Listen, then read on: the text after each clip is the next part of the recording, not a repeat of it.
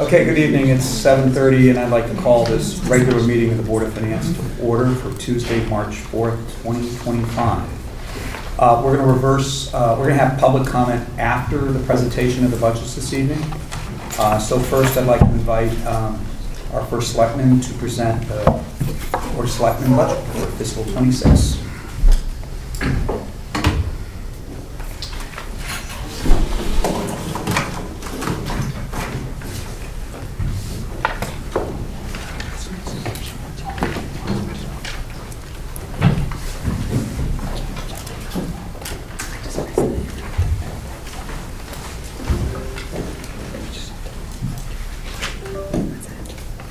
I'm a child of the 20th century, so just bear with me.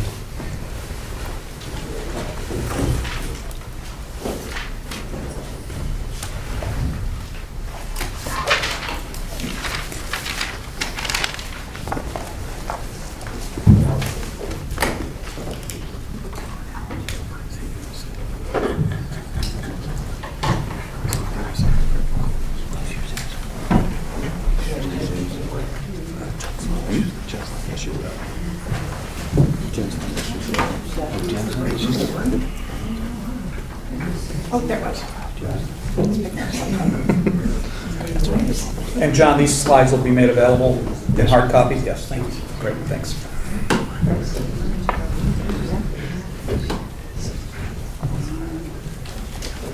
That's the Corbin.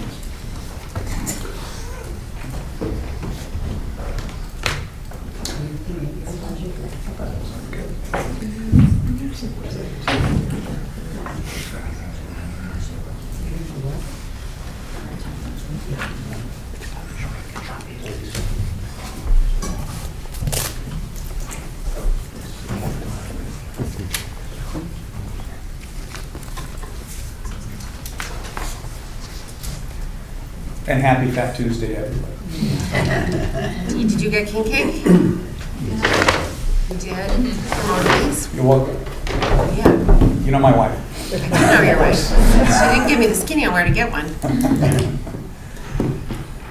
Good evening. Thank you for the opportunity to present the fiscal 26 Board of Selectmen budget. So I've prepared a few slides that hopefully will give a good summary of where we are on that, and then happy to take your questions. So let me start by just providing a summary of where we've ended up in terms of a budget to present to you guys for your review. So this is what I would describe as everything except the Board of Education. So what I have here is the fiscal 25 budget compared to the Board of Selectmen approved budget, which we made some changes from where Jen had presented hers. And so the column that you see there, that second column, is what the Board of Selectmen approved. So if we go through the categories, there's the Board of Selectmen operating budget itself, which is showing a 5.2% increase over fiscal 25, followed by the library at 3.4%, and I'll go into these in a bit more detail, and then debt service of nearly 20% increase versus last year. So the total town net of any revenues around 8.4%. Further, we've got non-tax revenue stable at about 10.7 million, so no change there. A decrease in investment income of $300,000, and then a net town budget, again, everything except the Board of Education, is up about 12.2%. So I've highlighted this number here, the $1.9 million change in the Board of Selectmen budget, so I'm going to spend some time exploring that specific change in a bit more detail. So that 1.9 million translates into this page. So I've got this in thousands, so you see the 1,887,000 down at the bottom. That's where that number carries over from the previous slide. So sources of change between the 2 years. Let's take a look at what makes up that 1.9 million. So first of all, about 42% of that total increase are increases in health insurance costs for town employees, as well as salary increases. The next bucket, about 28% of the total, are 4 separate positions, which I'll describe in more detail, but they are the mid-year facilities positions, which is the supervisor for facilities at the police department, as well as a mechanic that would be split between public works and the police. A new fire administrator, which I'll describe. This will be the full year cost of a police officer that was previously authorized, and then finally a new deputy fire marshal to assist us with commercial building inspections. And then finally, the last 30% of that total $1.9 million increase, our waste contract, some additional maintenance work that Parks and Rec wants to do for trees and dunes down at Wheat Beach, the hiring of a sidewalk consultant to help us with an expansion of our pedestrian infrastructure, an AI product called Placer AI, and then all other. So that's a breakdown of the Board of Selectmen operating budget increase. So let's explore some of those in a little bit more detail. So in terms of the medical insurance and the salary increases, the details on that are as follows. So first of all, in medical insurance, what we did was 2 years ago, we switched providers to United Healthcare, and we had some back and forth with them, and I think came in with an increase that looks like about 12% is what you're seeing right here versus something that had been much higher. So this figure that you're seeing, the $230,000 increase, that is the latest from United Healthcare, and we've got a bid on that. We've decided now, though, to consider going to the state plan. So that's called the State Partnership Plan, and that is a state-sponsored healthcare that's used by a number of municipalities, and we've been working with our broker to explore whether we might switch all the town employees to that plan. Interestingly, the employees at the library are on the Connecticut Partnership Plan and have been, I think this is their 7th or 8th year, and they love it. They have not had any trouble with that and think it's a quality plan. So we're not quite ready with them yet. We just don't have a final quote, but based on what our broker is telling us, that's going to be a $500,000 reduction in healthcare costs. So what that means is the $230,000 you see here, subtract $500,000 from that number, it actually would be a savings in fiscal 26 over what we have in fiscal 25. And there's a few negotiations we have to do with our unions to move forward with that decision, but collectively, and in my opinion, I think it's the right thing to do if we can make it work. What I budgeted, though, is the United Healthcare plan, and on the off chance that we can't come to an agreement to make the switch. But if we do, which should be during the time that you do your budget review, we'll have a more precise figure than the $500,000 that I'm showing there. But whatever that number is, and again, our broker thinks that it's in that zip code, that would be a cut that I would invite you guys to do once that figure is finalized. Interestingly, if we can accomplish that, then the Board of Selectmen operating budget increase wouldn't be the 5.2% that I showed you, but it would be about 3.8% over fiscal 25. So again, I think it'll come up during your review, but certainly before the RTM budget vote in June. So we've got plenty of time to finalize that and to make that particular cut. Salary increases of $568,000, the details on that, about $34,000 were increases for elected officials. A fair bit of that was to increase the compensation for our registrars of voters from, basically it's a part-time job, but from $30,000 to $40,000. And that was given their new responsibilities with both absentee ballots as well as the more difficult one, which is extended voting. That took up a lot of their time, and they put a lot of effort into that. And so this was in recognition of a permanent change in their responsibilities. About 30% of that total increase was for non-represented staff, and then the bulk of it, 64%, went to union staff as a result of contract negotiations with our now four separate town hall unions.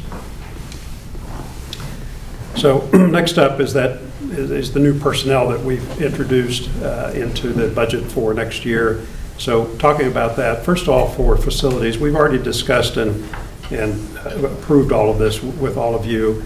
So this is about the police department mostly. And so the two proposed positions to review were, one, a facilities supervisor that would actually be physically at the police department and not have any other role than managing that very complicated building.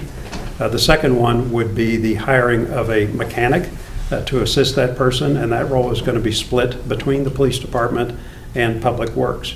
Even though the facilitator would be on or coordinator, if you will, would be on a separate payroll, the reality is that individual is going to be tightly integrated with our Public Works department. This person just started yesterday. I've met her, Sharon. She came by the office yesterday and seems eager and ready to go. And Ed Gentile has, of course, made the commitment, as well as his other colleagues, to be pretty tight with this person in terms of managing that building and providing assistance. But keep in mind, the selling point for this was to relieve the administrative services captain from having to deal with managing that building. And given the track record that we've had with it, everybody felt like this was a good move going forward, and I know the police are pretty appreciative. So the coordinator is on board, as I said, but they have not yet hired the mechanic for that. And just to be clear, this speaks to the increase in the budget, but this is not part of this is not a new position as part of this budget proposal. Correct. Correct. This is something we decided it this year. We've had to have, we'll do a transfer to cover Sharon's salary between now and the start of the next fiscal year. So this 268, that is 0 to 268. In other words, it's the full increase, and it's the compensation plus benefits for both positions. Fire administrator, this is a brand new position. Where the genesis of this was the emergency services study that Kate Bush initiated, I think even 3 years ago. And one of the challenges, among a number of challenges that we have with our fire departments, is they do a great job with the fire department part of this. But one thing that's been, I think, a complicating factor for those folks, again, an all-volunteer force, I would remind you, is all the administrative work that accompanies that. It's not just budgets, it's processing payables. It's keeping track of reporting paperwork that you have to be on top of and on occasion submit to the state. It's documenting that you've done particular training exercises with your firefighters, because it's through that documentation that you actually get the best insurance rates. And so there's a long list of these types of administrative things that have not been well covered. And one of the things that study recommended was getting someone in a position like this to simply pull all of that together and be a single point of contact for essentially all administrative work for the fire departments, including, by the way, the fire commission itself, which has separate responsibilities around maintaining the drill tower, overseeing training and development, all of that. And so this would be the kind of first introduction of a pay role into the fire services. The change that I made in trying to develop this role was rather than dictating it top down, I've been attending all the fire commission meetings and spending time with those individuals. And so what we've been doing is we've been working on developing a role description for that individual on a bottom-up basis, where it has the input of all the fire chiefs, other members of the fire commission, Sean Murphy, who's the chairman of the fire commission, to make it a role that they can own and feel comfortable with, and as opposed to having it something that's imposed by us. Importantly, the role would report to the town administrator, and the town would hire that individual, but on a day-to-day basis, they would be working very closely with the fire services to manage all this. I don't like to add personnel. I have a long track record of speaking out against that, but in this particular case, I think it starts to solve a number of problems, and I think makes for a more meaningful and effective volunteer experience, particularly for the folks who are in leadership roles in our fire departments and the fire commission, to kind of gather up all of those different responsibilities and park them with someone who is in a position to do them efficiently and effectively. We're not sure whether this would be a part-time role to start. The commission believes that actually it would be part-time. The figure that you see here is full-time, and so we could have a discussion about starting that role. One idea that I discussed with Mark McEwen, his thought was that we are in need of a deputy emergency management professional to be a deputy to him. That role has been vacant for a while.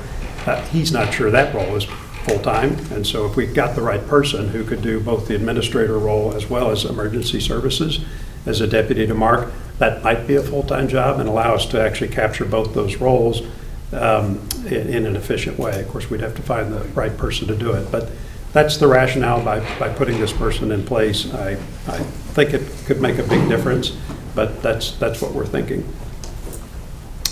So the new police officer, that number that you see here is really just the addition of the full year cost. It had only been budgeted for a half year this past year.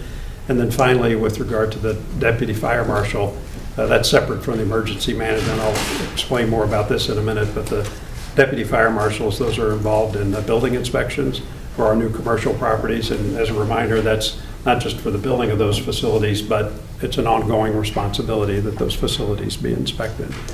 So one question that Dan had posed a while back was to get a sense for what the incremental tax value, if you will, for these new developments would be. So we've spent some time on that. It's a little premature because, well, we haven't actually gone through a valuation process that takes into account cash flows of these new facilities and all that. But I spent some time with Tony, and we think we've got sort of an incremental or an initial view on all that. So what we did was we started with the assessed values of Heights Crossing, Darien Commons, and the kind of Corbin 2 projects, if you will, keeping in mind that a lot of those were separately owned parcels, but we gathered all that up. And it's about $46 million back at that time. And then we said, okay, what would be the projected value for all this? The one that's closest to real is Darien Commons, since they've been in operation longer. For Heights Crossing, that's an estimate, as well as for Corbin 2. We looked at land value, and then we looked at the value of the financing they're putting in for their construction loan.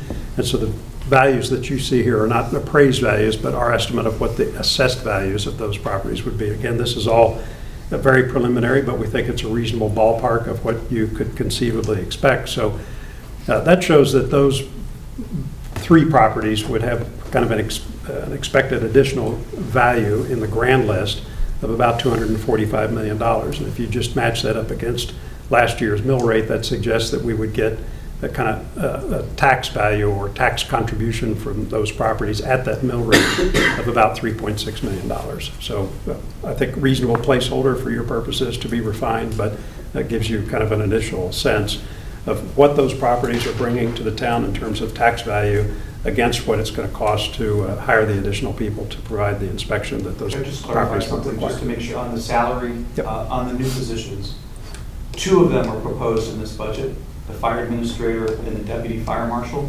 The others are you just reflecting the budget decisions that have already been made? Correct. Thank you. Okay.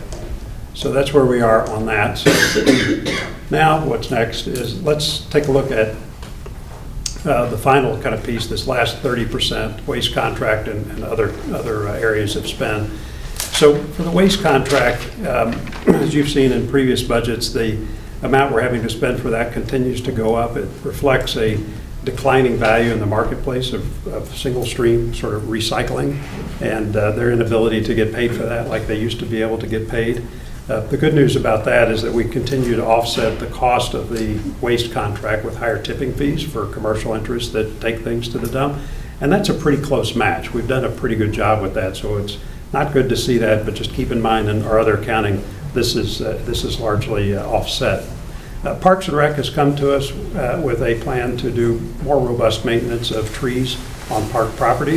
That includes not just plantings of additional trees, but really maintenance and in some cases taking down trees that are dangerous. Our parks are heavily used and there's lots of kids there and they would like to spend more money managing that. That's about half of the $50,000 that you see.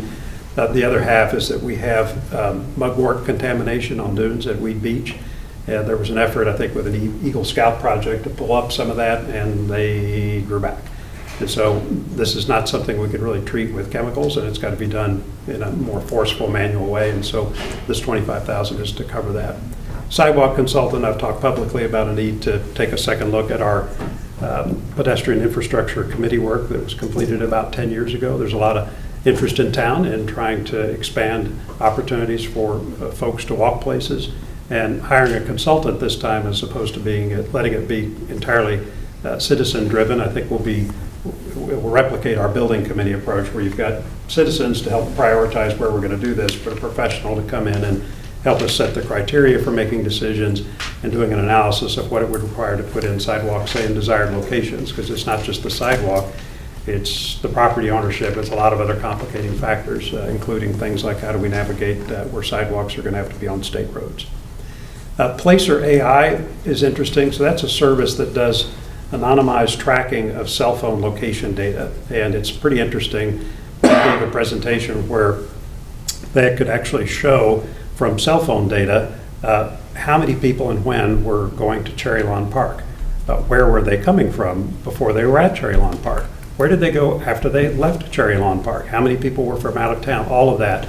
And by time. So when we're thinking about a traffic study, or where to put in additional parking, or when to schedule certain events, or when to do particular programs, we think it's going to be an interesting opportunity to match that up a little bit more strategically with the traffic flows into these locations. And we think that those insights will help us, not just for parks, but actually understanding traffic flows in town. People complain a lot about post road traffic.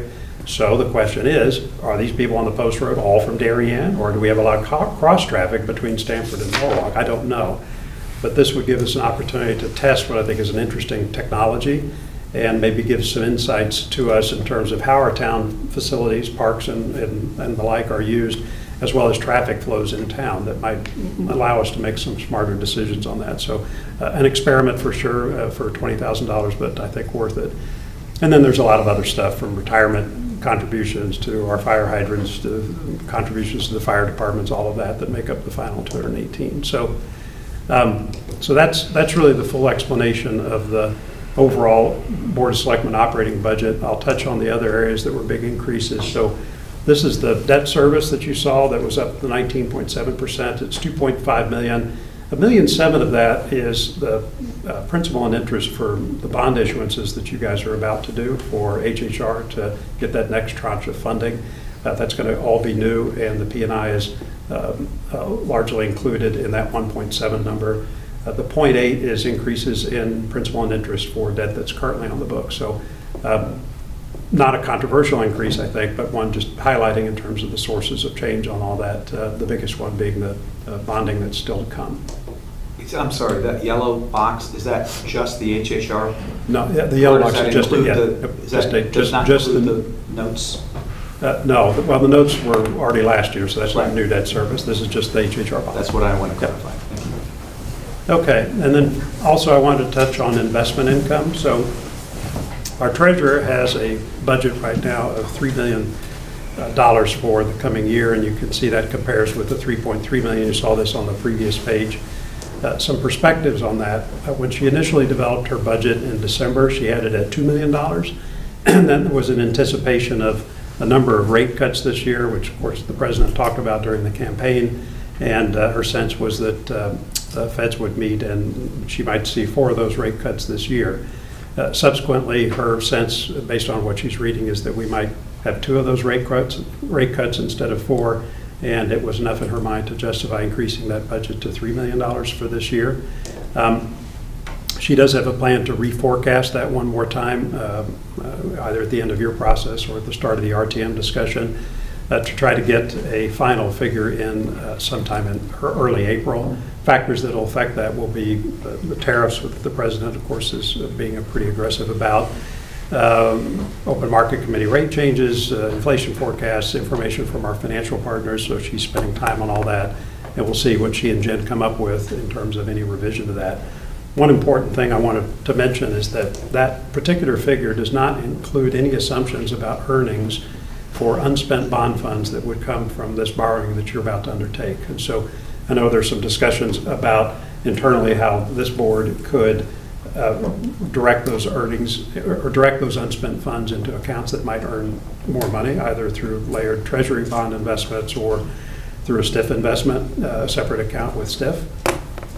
Both those are going to generate income, and whatever the earnings are from that set of unspent bond funds against the schedule of cash deployments, none of that's included in the $3 million figure. So when you go through and think about all this, you'll need to budget that separately and make sure you add that in, because we've made no assumptions for that in this budget. Nor have you assumed any increase in the required bond proceeds above what is necessary, the 12-month forecast versus anything longer? No. Well, I don't know what your schedule is going to be, so I'm just saying, so we just said 0 and let you guys take that from there, which I kind of didn't want to do. It really depends on what you decide to do, and the math's not hard to figure out what number you want to put in there. I've just left that to you.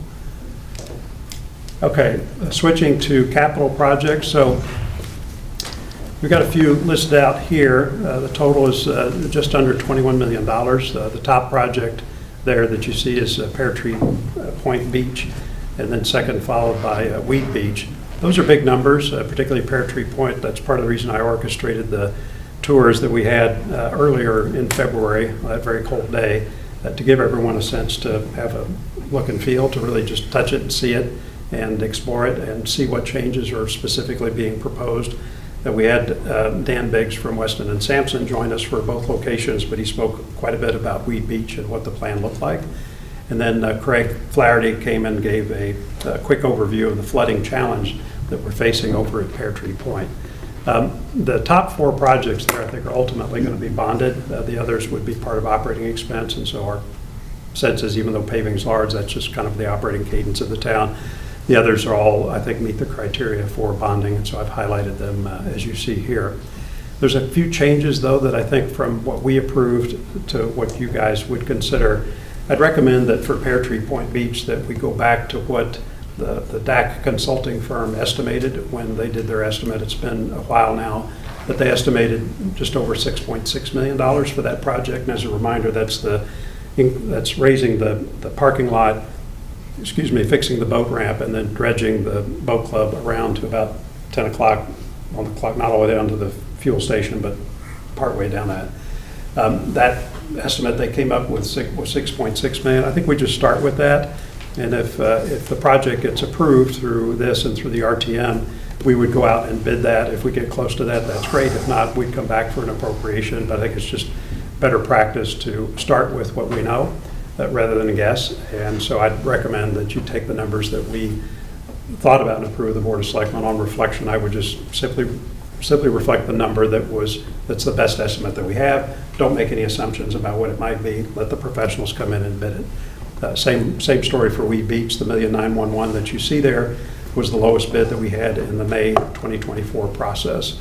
So I'd recommend holding those at that. And there's a couple $1,000 in bonding costs for the Norton Heights Fire Department wall. That's also a pretty important project. It's gotten to the point where that area could be dangerous at some point, and that wall needs to be shored up. It's unfortunate, but one of the things I think we need to do, and that $2 million figure is a bonding resolution that we actually passed out of the Board of Finance Board of Selectmen that will come to this board forthwith.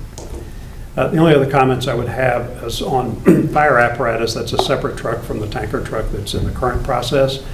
One of the things along with the fire administrator is that I'm working with the commission to kind of revamp that commission. Right now it's sort of self-appointed among the fire departments. It's not televised, it's not treated like our regular boards and commissions. I'd like to change that to where they are appointed by the Board of Selectmen, have set terms, have minutes, they're televised, all of that, so that people can understand better what's going on with our fire departments. I'd also like them to officially take charge of the fire apparatus schedule, develop a set of criteria that would determine and help us know that why they're making a recommendation for vehicle replacement. I mean, it should meet a set of criteria before we even see it. And then for them to orchestrate that process with the individual departments.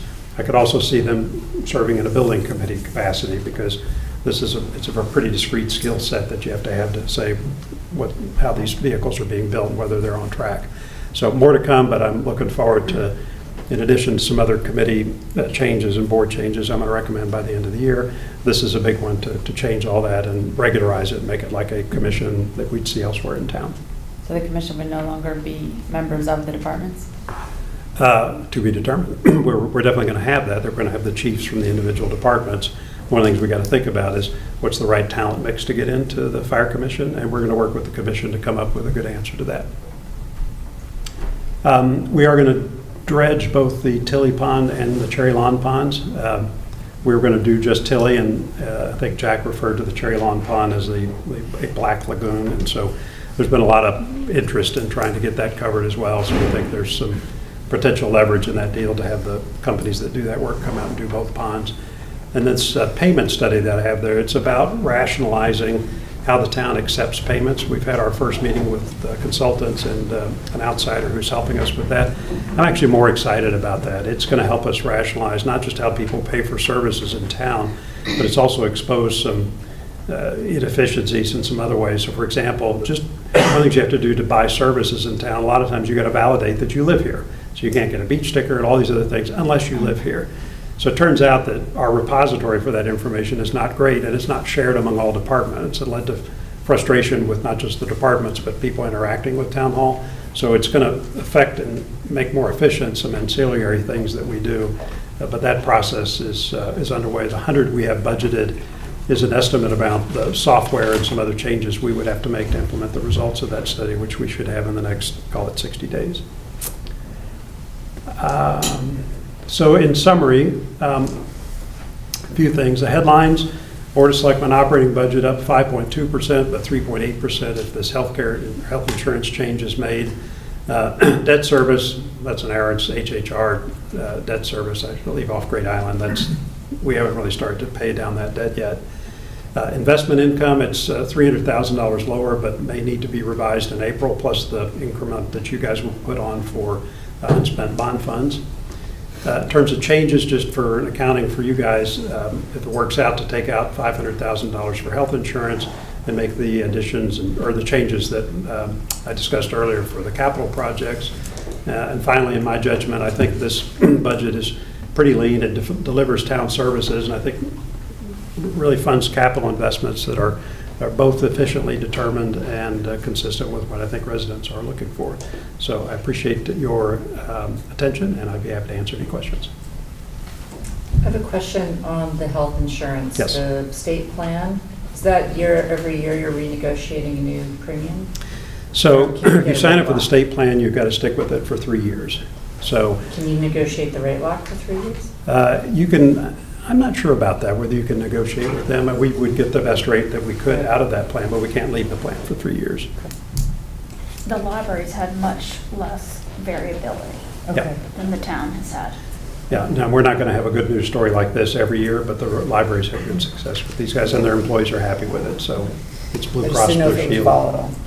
It's not as volatile as what the town has been facing. The volatility can be a function of claims That's true, experience as well. that's true. So, Yeah. any other, I have a question, but anyone else before? Yeah, Can you go, My, Go ahead. who's driving Place or AI? Like what department? Is Parks is and that Rec, Parks and Jen Rec? Fathom, yep. Adding a police officer. Are we fully staffed now? So we at 49 We're too or short. 50? We're too They're short. interviewing. But we people want right to now. add another one? No, well, this is the FTE. The FTE's already been done as part of the total that they could hire. The reason for this is that FTA came on at half year this year. So that's the reason for this additional budget.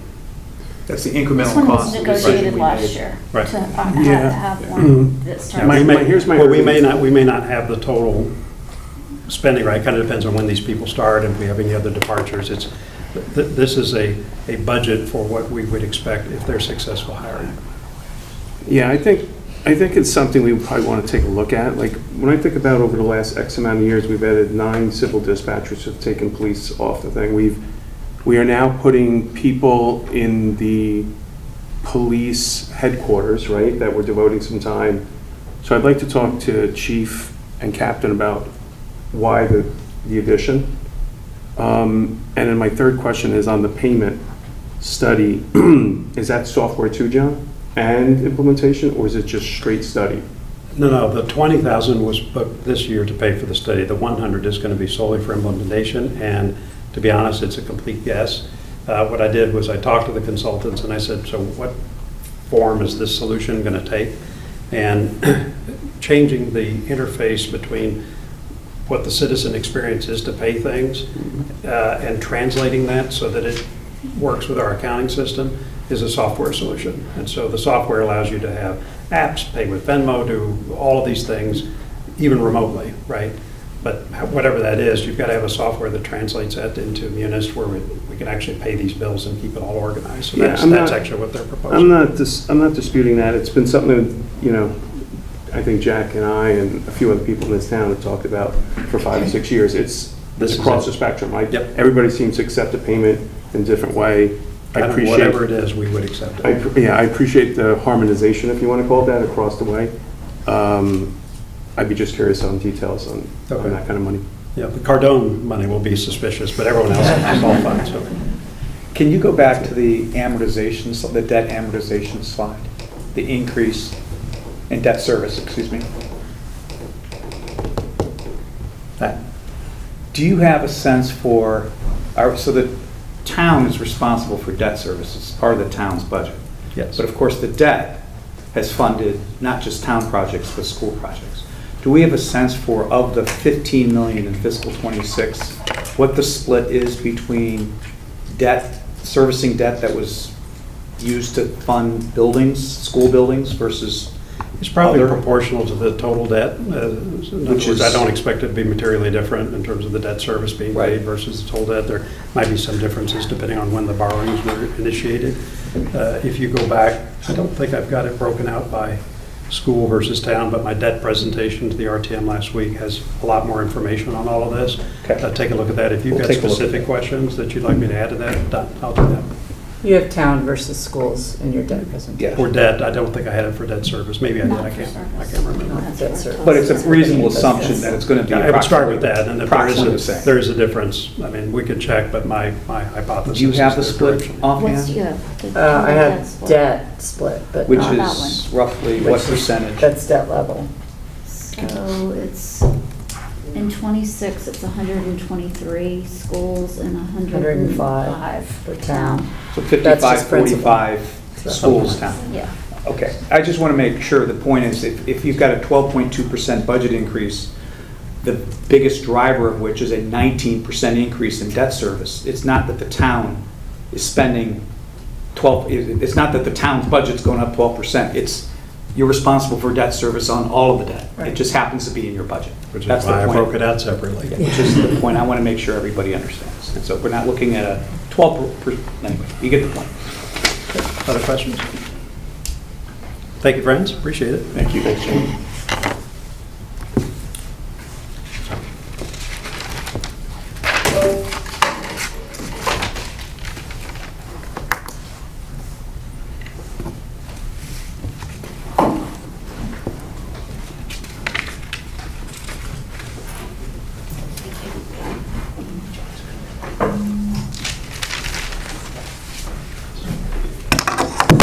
Welcome, Ms. McCannon, to the On his phone back. Much as I'd like to get all the calls for the first one. Sure you don't want? Can you help me connect it, please?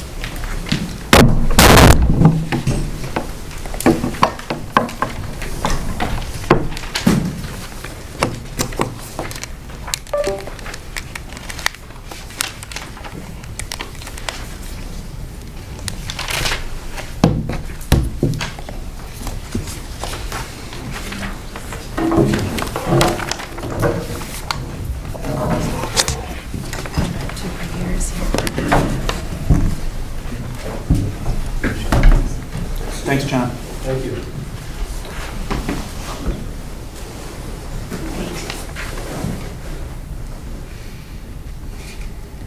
Right. Good evening. Thank you all for having me.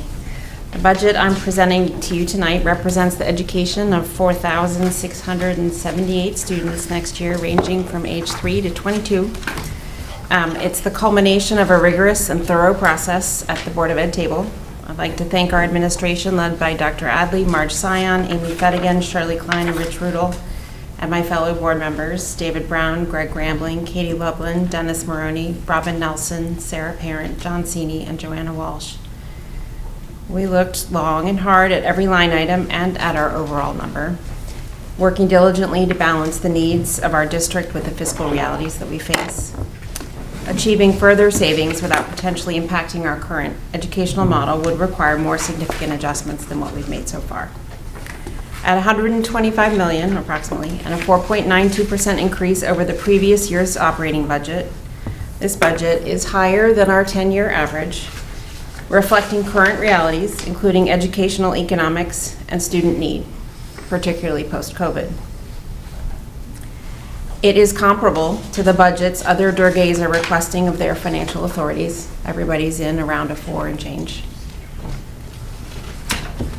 Given your ongoing engagement with budget development, you're well versed in our overall direction. And to ensure we're using everyone's time efficiently, knowing that you determine the overall size of our appropriation, but of course not that dreaded line item veto, I'll keep this high level and focus on the budget's highlights.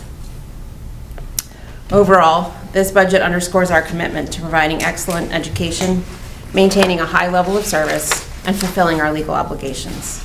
It reflects our commitment to meeting the needs of our students, staff recruitment and retention, and safety and security, including mental health.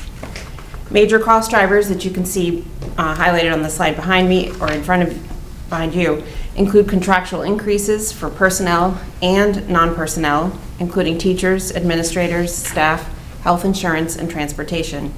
You notice on the previous slide that, like our other DIRGs, health insurance and special education are major drivers in the cost increases over and above our traditional personnel increases. Drivers also include grant compression, unfunded mandates, and reduced ECR funding from the state, and rising costs, as I just said, in special education tuition and contracted services. This budget at the elementary level preserves current class sizes, funds our K-3 literacy initiatives, and supports state-mandated and Board of Education endorsed play-based learning.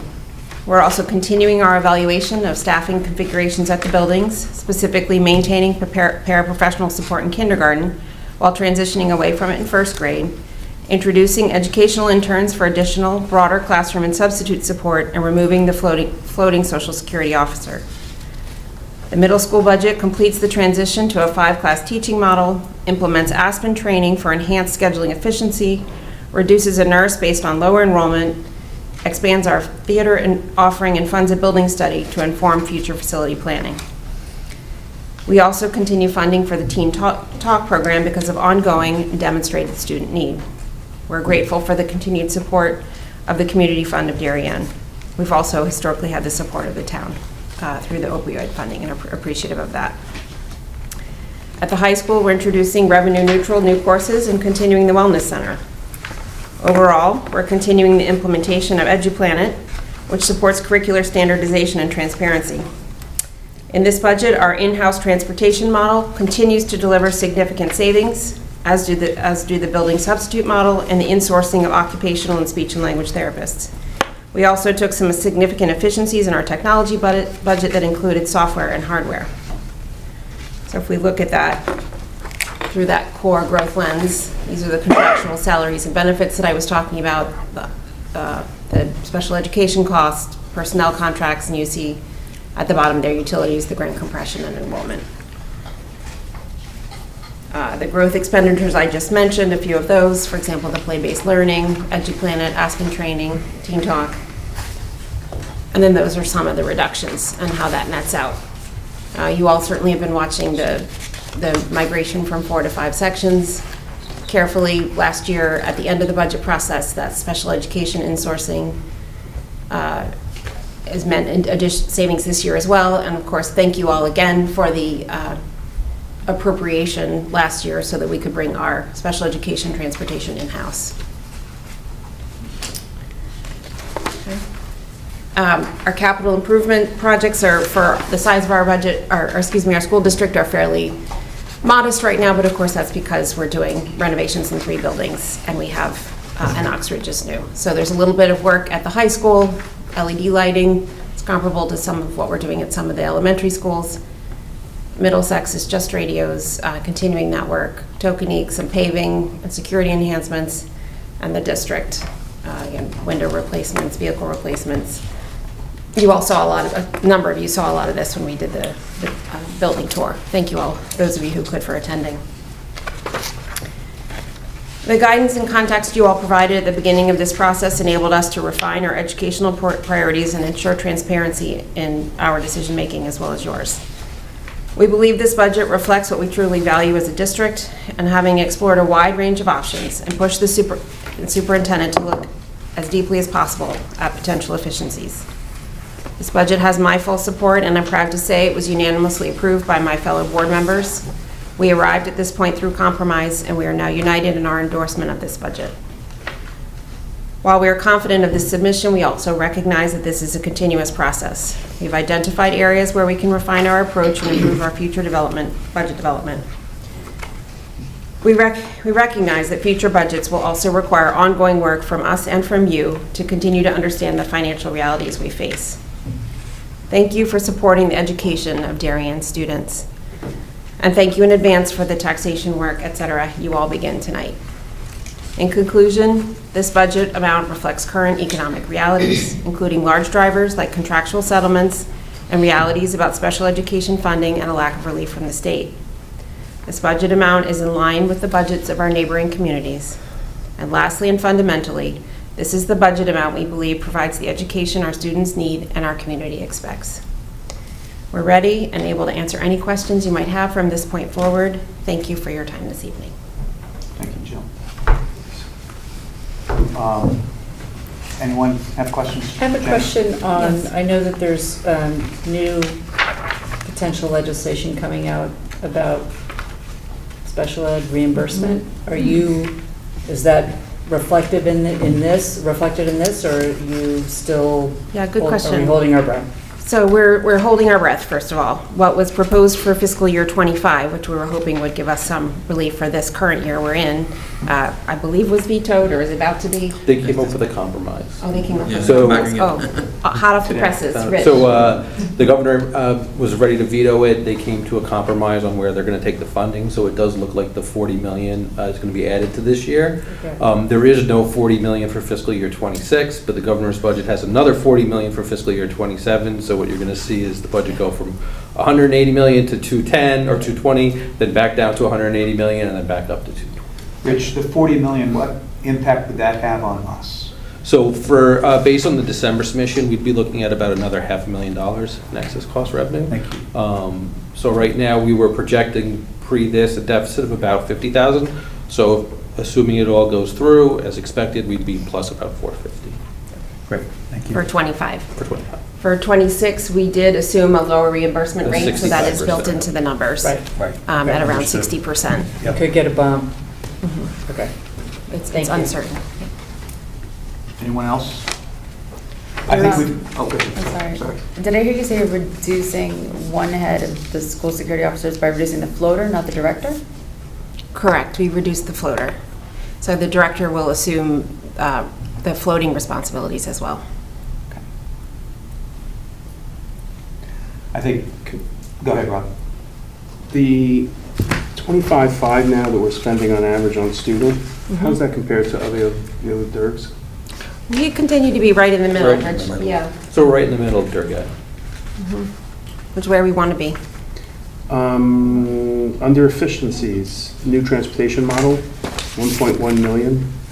So I think last year we put in 700,000. Does that sound right, Rich? As a savings? Well, Sorry, the from last appropriation page. last year was about 750. Oh, that was The appropriate. appropriation, we ended up being about 740 in terms of the spending. That one really did well. And last question, I think I ask this every year, but I think it might be hard for you guys to quantify this, but unfunded mandates from the state, any chance of ballparking that? Like, Yes. I'm not saying spitballing, like if you can give me an idea? Yes. It just feels like it just keeps Well, going. yes and no. And right? it's part of this, In terms of what's in here, we're spending about $120,000 on the K through 3 literacy program, right? And then we have about 20,000? Go ahead. 210 for the K-3 literacy program, another almost 40,000 for play-based learning, a nominal amount for restorative practices. So just in those 3 areas, you're close to $300,000 just for next year. can you just maybe send, I'm assuming my colleagues are interested also, just a note on that? The only limitation there, though, Yeah. is that there are mandates that are multiple years in duration. So Yeah. it depends on where you I don't mind seeing them. define beginning and end, right? It doesn't matter. I mean, at the end of the day, all of our classes are ultimately state mandates. Well, not all of them, most of them, right? Our graduation Right. requirements are state mandates. Right. So it might be helpful to understand the scope of your question. Are you looking for just incremental over this year? I'm actually looking for, if possible, like almost an historical number, like starting, I don't want to go back 10 years, like. CAPS has something of a historical record. It's just, it gets to be a rambling document, but I can certainly try to access that. That's the Connecticut Association of Public School Superintendents. They have kept a role in. That'd be great. Like, if we can go back maybe COVID year, call it 2020. Sure. And I don't want to like overburden on the administrative side on this one, but if you have Well, for something. the record, I'll give you what we have. Perfect. Yeah. Thank you. And it does continue to be something it's Yeah. worth discussing every year. Anything else? Thank you. So I know we followed your budget process closely, so I think probably a lot of questions are coming, but I personally think you guys really rolled up your sleeves and appreciate that the amount of hard work you guys really did this year and the superintendent's office together, trying to come up with the best budget you could put forward. So personally, I appreciate the effort. Thank you. So. Thanks for that. Surely, and yeah, there is some additional information in the back. I wanted to keep the presentation fairly short, but there's some history that you might just find valuable. Thank you. Thank you. All right. Thank you all. Okay. All right, we're now going to go to public comment. We have a sign-in sheet. I would, if you haven't put your name on it already, recommend that you do now. And we'll wait for Jen Charneski to return before we proceed. Okay. There she is. Hiding in the back row.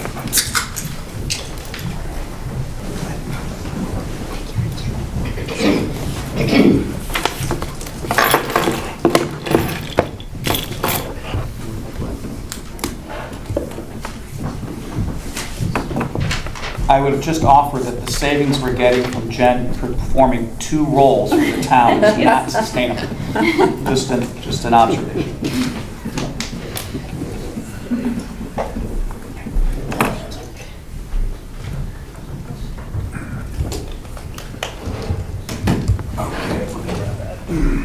I got it for you.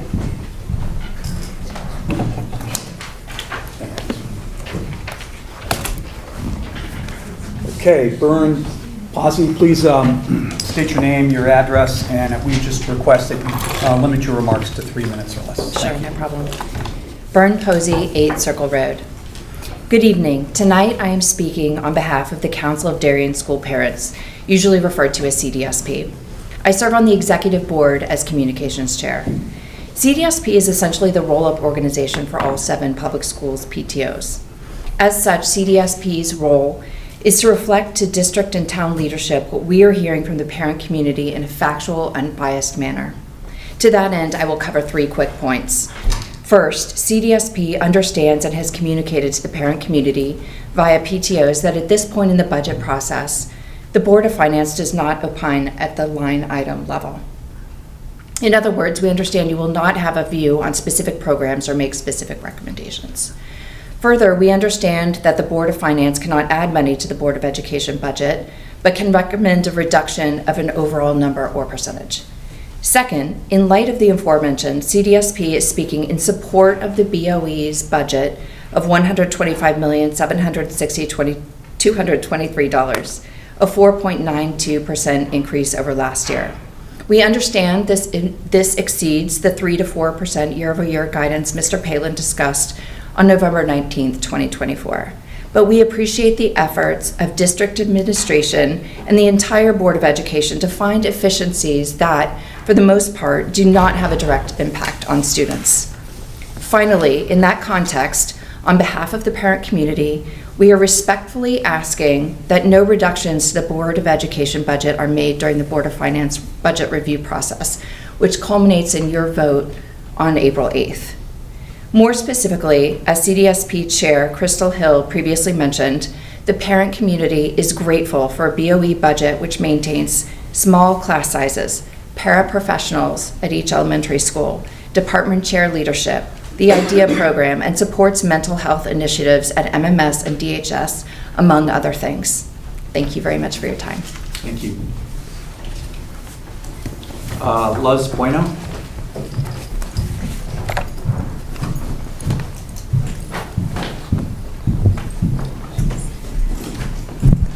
Hi, good evening. I'm not going to speak today about the regular things that we all know about, the 1.45 and landscape design. Even if you call it development in the budget, it's a landscape design for Great Island, and all the absurdities of the budget. I'm going to talk about something different that overall, when you look at the capital improvements of the budget, it's kind of absurd what we are spending in asphalt. I mean, the high school, the roads are fine. Why do we need to resurface? I went to Tokenique. I don't really live around there. And the asphalt seems fine. I mean, asphalt everywhere is supposed to last 15 to 30 years. Why are we replacing asphalt in 10? I mean, I know that, Mr. Flaherty has a finger in everything, but, why? Now we're doing the same thing in the boat ramp. The boat ramp is barely used. We have a boat there. We know the boat ramp is not used. Why are we spending money on the boat ramp? Why are we spending $2.5 million in a trail with a meadow? I mean, and that's kind of absurd. And I'm not going to talk about the sidewalks because I didn't have time to look through the detail of the sidewalks that are being worked because Mr. Gentile, you know, is kind of secretive about his stuff. But we need to check to see if the sidewalks that he's talking about need to be replaced. Because in this budget, it seems like education doesn't matter. I mean, we are at the minimum in the schools, education. The kids don't matter. We're not investing on the kids, not investing on preparing the kids for the challenge of the current time with artificial intelligence, nothing forward. We're teaching our kids like basic, like 10 years ago, because that's what the budget allows. And instead, it seems like all we care about is roads. That we don't have, I mean, no road has a crack of the ones that are supposed to be fixed. The parking in Pear Tree Point doesn't have a crack either. And then it's gonna be redone. And the flooding problem is not gonna be addressed. It's not gonna solve the flooding problem. It's just gonna be asphalt. It's just gonna be another project and so, I mean, what are our priorities? The budget really reflects our priorities is asphalt. That's my comment tonight. Thank you. Thank you. Doug Krantz.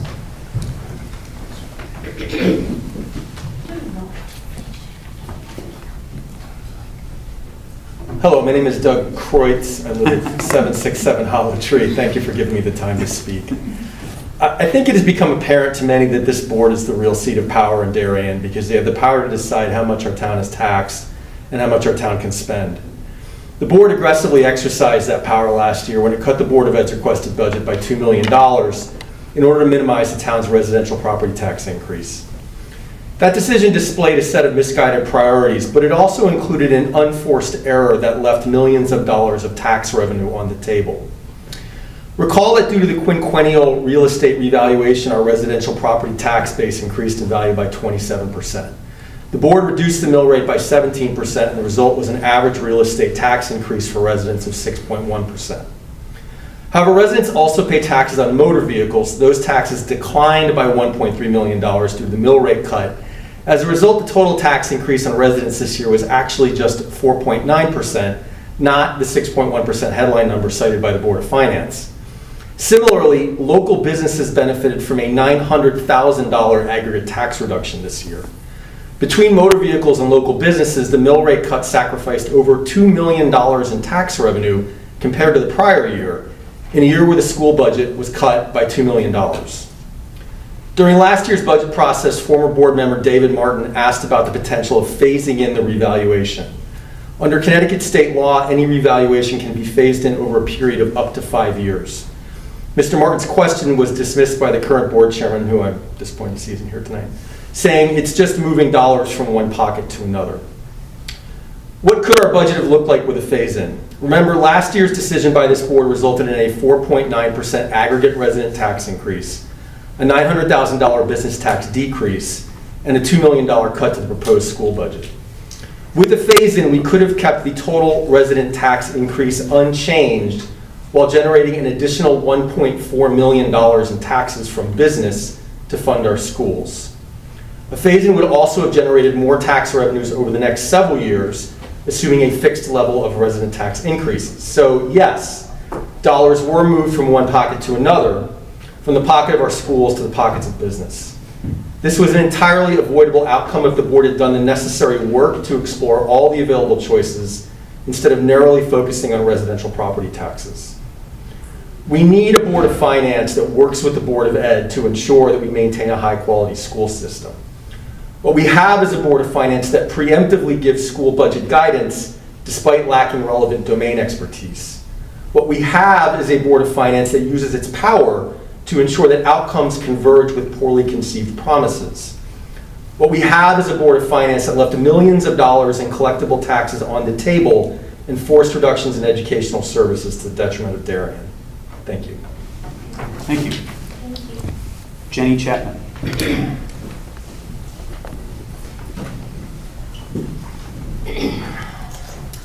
Hello, My name is Jenny Chapman, and I live on 23 Goodwise River Road. Thank you for giving me the time to speak and for your service. On November 11th, James Palin, Chair of the Board of Finance, who I see is not here tonight, publicly said that the sky is the limit on finding efficiencies and funding budgets at lower prices, but nothing about the effectiveness of moving from more expensive labor to cheaper. The superintendent then presented a budget in January that cut experienced paras from our elementary schools and replaced them with student interns. To date, the Board of Finance only talks about costs and efficiencies, never about effectiveness or quality. Well, efficiencies, if not effective, hurt our children. In 2019, Darien had the #1 ranked school system in the state, according to niche.com, a website widely used by families who are considering a move. We are now #4, behind New Canaan, Westport, and Wilton. Will this downward trend continue? We have seen extensive turnover among our principals over the past few years. We have a teachers union that feels town leadership does not support them and negotiates in bad faith. And we have a town full of parents that are increasingly worried and distraught about the extensive cuts to the BOE budget in the last 2 years. During many nights, parents in Darien came out in full force and protested these BOE cuts. One mother of 3 left her 4-month-old baby, attended a course at home to speak out against a second consecutive year of cuts. Why is the Board of Finance, who are not domain experts, giving guidance before the budgeting process even begins on how the BOE budget can and cannot go up? The superintendent and BOE then have to back into the guidelines and are seen as cutting the budget, when in fact, they are complying with what the Board of Finance has demanded. In addition, this expectation that a 3 or 4% annual increase in the school budget is unreasonable given current cost realities. 75% of the BOE budget is growing at 3%.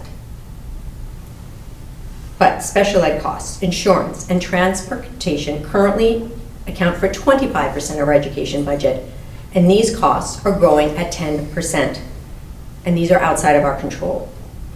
The decision to purchase Great Island, along with other upgrades, has added a significant amount of debt to our town's balance sheet.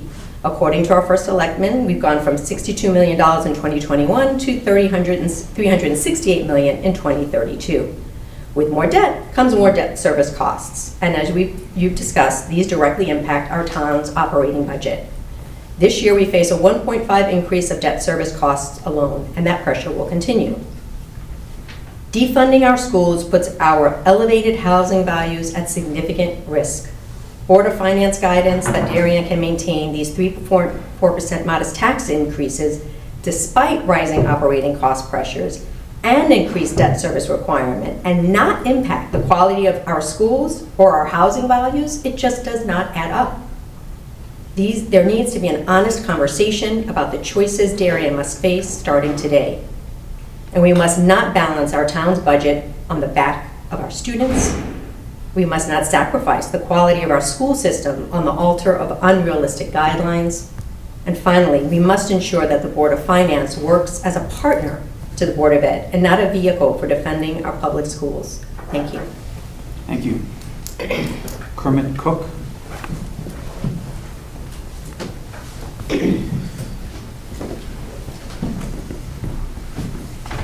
Good evening. Thank you for the time.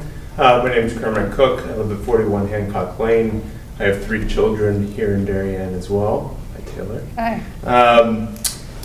I am here as somebody who has worked in education and in investing for 25 years. That includes time as a high school teacher in St. Louis Public Schools, leading an education publisher serving the K-12 school districts across the country for several years. And I'm now the CEO of one of the largest online high schools and career schools in the country. We graduate 80,000 students a year from my school, including 40,000 high school students. And I am here speaking really to applaud the hard work that Dr. Adley and his team and the Board of Education put into the budget process this year and really support the budget that they put forward, even though it does represent a number that is higher than the original guidance provided by the Board of Finance here. That'd be helpful to provide a little bit of context on what I see in terms of national education budgets and the stress on the national education system today. I'm sure if you've read any headlines regarding education, you've seen the impacts on educational performance across school districts across the country. This is despite the fact that per pupil education costs have risen on average across the country at a rate higher than our Board of Education has maintained over the last 5 years. On average, a little over 4% per pupil education increase in costs in districts across the country, while our Board of Ed has maintained that at less than 4%. So the budget this year is really in the face of an inflationary pressure that this Board of Ed has been facing for many years.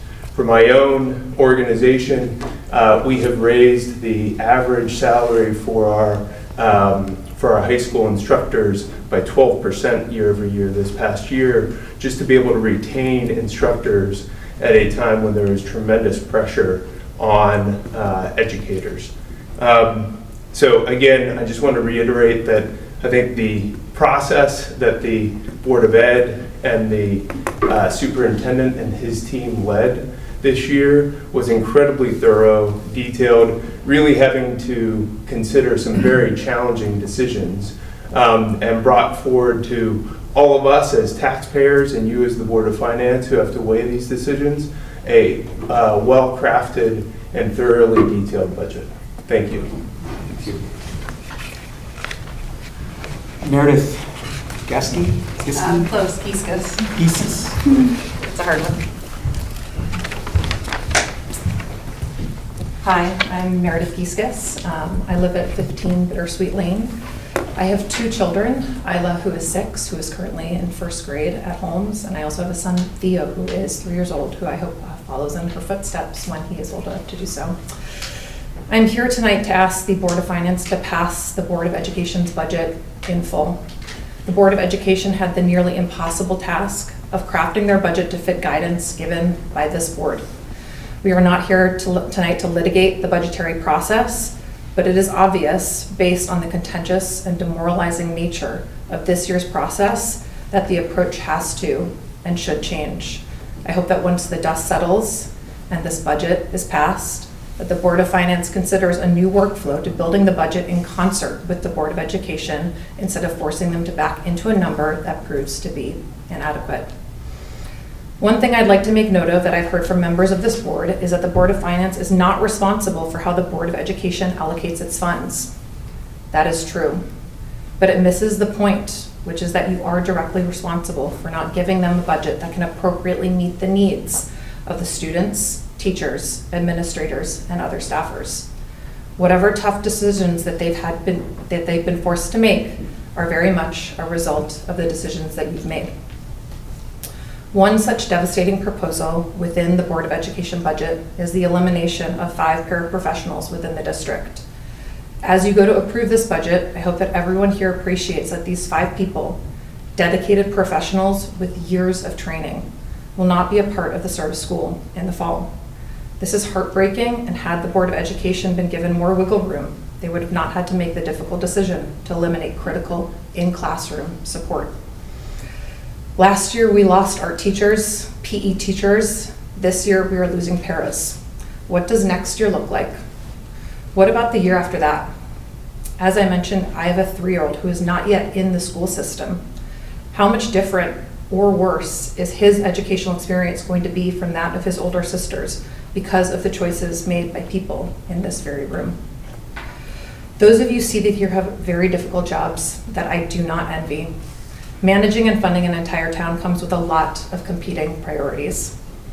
But real trust has been lost during this process, and I speak on the behalf of many constituents when I say that we are concerned that you are not representing our interests. By approving this budget in full, you can begin to repair some of that trust. Please approve it, and thank you so much for your time. Thank you. Is there anyone else who would like to speak in public comment this evening? Okay, thank you. All right. Next on the agenda is to discuss the April 2025 bond issue. Jen, I don't know if you want to set this up or? Sure. This is a revisit to what we talked about the last time when we were talking about how much should we borrow.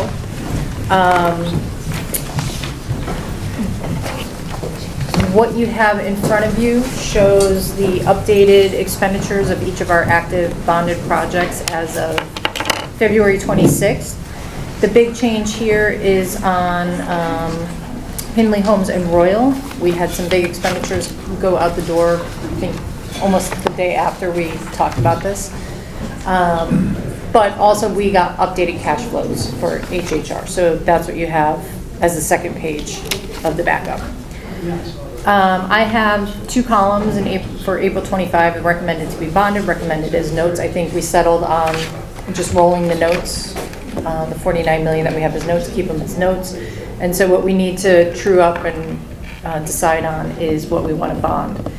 What I am recommending on most of our projects is that we only reimburse what we spent to date, so those have some minor adjustments if we had some expenditures that came through since we met the last time. But only reimburse what we've already spent. Next year when we go out again, we'll borrow to reimburse ourselves on those. Those are small, the general fund can handle it. On HHR, the recommendation that you have in front of you is to borrow the next 12 months off of their cash flow, minus 1/2 of the expected state grants. So what is that total? That's about 12.7, 12.6, 12.8 for each. Okay, so we're instead of 46.9, So which is what we were looking at last month? We're at 41.5. 41.5. Yep. Okay, thank you. So one of the questions that arose was, do we want to borrow more than 12 months of the HHR cash flow? We certainly could. That kind of goes hand in hand with the discussion that we were having of what do we do with those bond funds while we're waiting to spend them down. There was the discussion of slugs. I did reach out to bond counsel. She had a recommendation that what Branford does is basically they're like daily demand deposit slugs that we could do ourselves. They roll over every day. Branford does it. So it seems daunting, but it is doable on your own as a town. There was the proposal to use a trustee account and do slugs that way.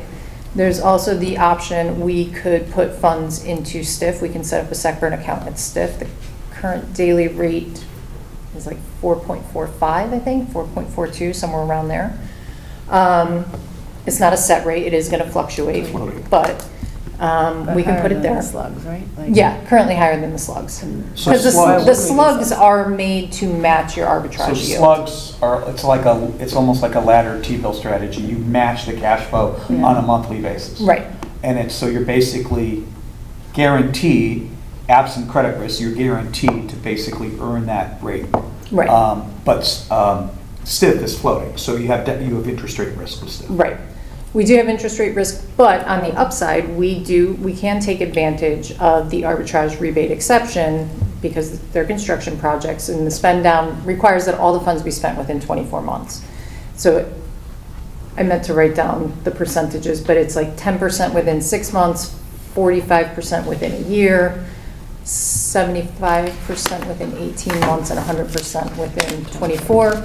And you have to have reasonably thought that you would have spent all of it within 3 years. So borrowing 12 months or even, yes, did I remember correctly? I think so. I think I did. Oh, sorry, 95% within 24 months. So borrowing more than the 12 months on HHR would be fine, even if STIF stayed at the 4.45% this whole time. And that's... As long as it's higher than the bond, or at least matches the bond yield, which right. And I forgot what the bond yield is on. What's the projected bond yield on the bonds? Numbers yet, low or not 3%. yet? Yeah, low 3, I think, yeah. if I recall. Right, and all 3 of these investment options are well Meet the above. criteria.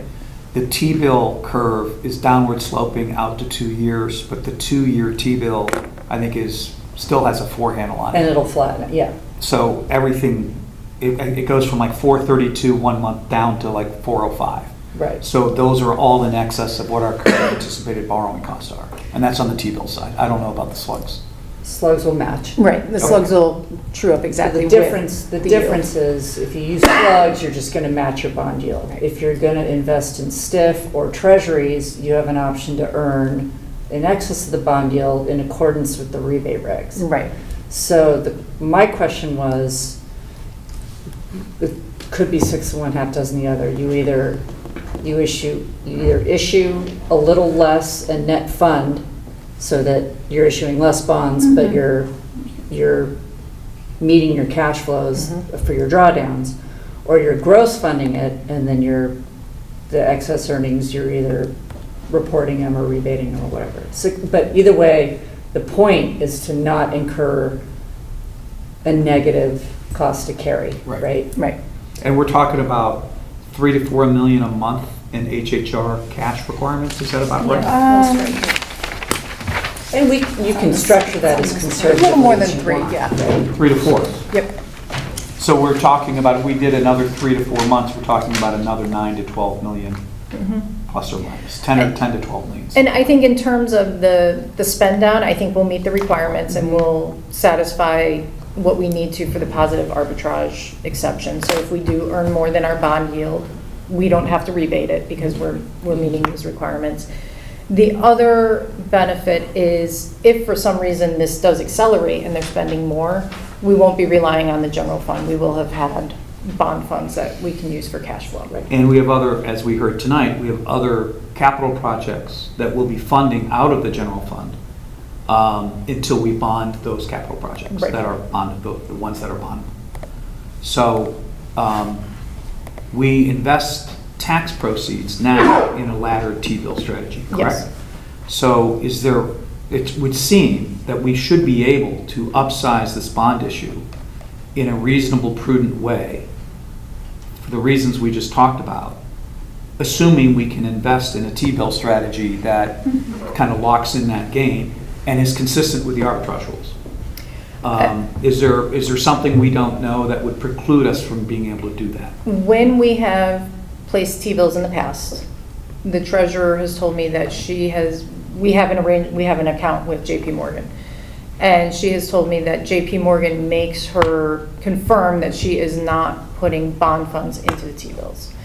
I don't know, I've reached out to bond counsel, I don't have an answer yet, but I don't know if that is JP Morgan specific or if it's more of a, industry-wide that they're not going to, that other do we investors know won't whether do they would prevent us from investing, or is it just a box they have to check on the other side of the phone? Yeah, there are broker back in the day, every broker dealer was very happy to sell treasuries to municipalities. That day is gone. The big investment banks really Chase won't, JP Morgan won't do it, Morgan Stanley won't do it, Goldman Sachs won't do it. So the tiered banks that will do it are like Truist and KeyBank and PNC and some other different banks. So you can get other dealers to sell us treasuries for bond proceeds accounts, or you can establish an account and put it in STIF, or you can buy slugs. Yep. So buying treasuries for bond proceeds isn't going to happen with JP Morgan. Okay. So we would have to go through establishing a new relationship elsewhere. And they have to be bid competitively. You got to get 3 bids. You probably hire a separate bidding agent who does that for a living, and that doesn't cost anything to do. It's, So if that's the case, and we don't have the time to move this business or establish a new relationship, then we're left with a slug or you could just STIF or Isn't STIF. STIF the highest yielding of the 3 anyway? Like, I don't Currently, understand. yes. And easy, right? Why would we not do that? Administratively, that is absolutely the easiest. It's most liquid we can move from STIF over to our bank account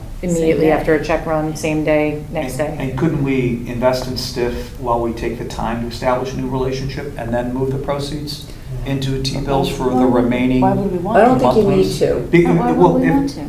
Yeah. Because interest rates, well, it depends on where interest rates are. Right. It depends on where that STIF rate But if is. STIF comes Yeah, down, I mean, that means. I understand that. Yeah. I'm just saying you'd be locking it in versus taking further interest rate rates. So, I'm just asking Yeah, for the yeah. flexibility. I'm not suggesting we to should do it. explain the process of going out for bid on tax-exempt bond proceeds for a portfolio of treasury securities, it's, to get approval is super easy. Like anyone is going to want to take Darien credit. Everybody. I mean, all of that short list of providers that I certainly know of. I think Citibank might be in it still. I don't know. That might be the one big one. But that would just take that wouldn't take a long time to set up. The easier route. I mean, if STIF is kind of a logical, easy. We're invested in STIF already anyway, right? And then if you wanted to, if there was concern over floating rate risk, and STIF also, I don't know what the underlying securities are in STIF. They do. It's money markets, right? They have money markets. It's money markets, so it's not exactly treasuries, but it's close, right? Liquid. I don't know. I certainly don't have a problem with STIF. I certainly don't have, and the other, if it was my order of preference, I would do STIF, slugs, treasuries. I think I'm just a little bit concerned that if we're upsizing, and one of the reasons we're upsizing is because we can lock in a gain, we're not locking in the gain with STIF. We're not locking in the revenue, the excess revenue, right? Because STIF could fall below our bond rate within 6 months or a year. It could. And then we've upsized and now we have a negative spread on that. So that's my concern about doing STIFs in the same instance that we're deciding to upsize the bond issue beyond what we need to be doing. So I would want to look into the other options as well because they offer the benefit of being fixed versus floating. You could also, if there's a dramatic change in rates and STIF rates come down, you have the cash. I mean, I guess then, yeah, you've got reinvestment risk. Right. Yes. So I think that's why I thought about slugs at first, because you match. So it's you know, I don't want to be in the business of predicting interest rates ever.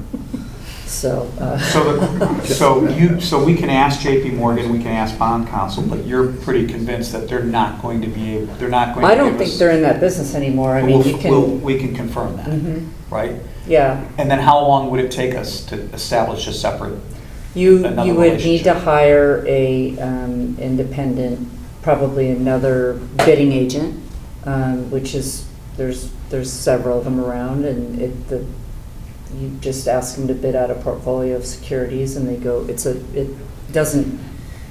You hire a bidding agent, they draft an RFP. Here's the draw schedule. Here's the credit risk.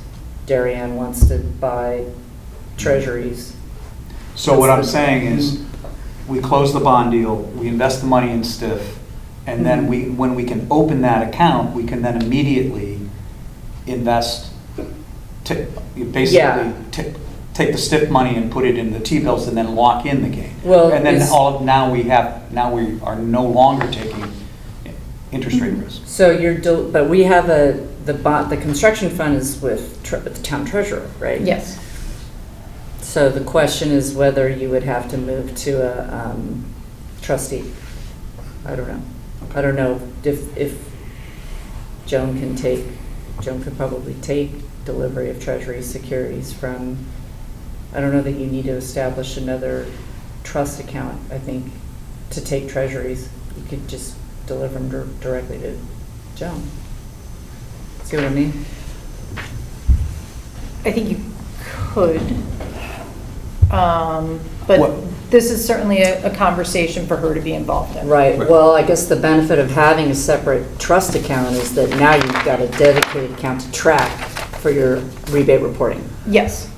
That does make it easier. Yeah. Whatever the mechanics are, I think the idea is we should continue to investigate this line of thinking before we have to make a decision, which is a week from now, on what, isn't that right? We basically have, next week, we are approving a resolution on yes, that is the latest that we can approve something and still do everything we need to do the bond sale on the 8th.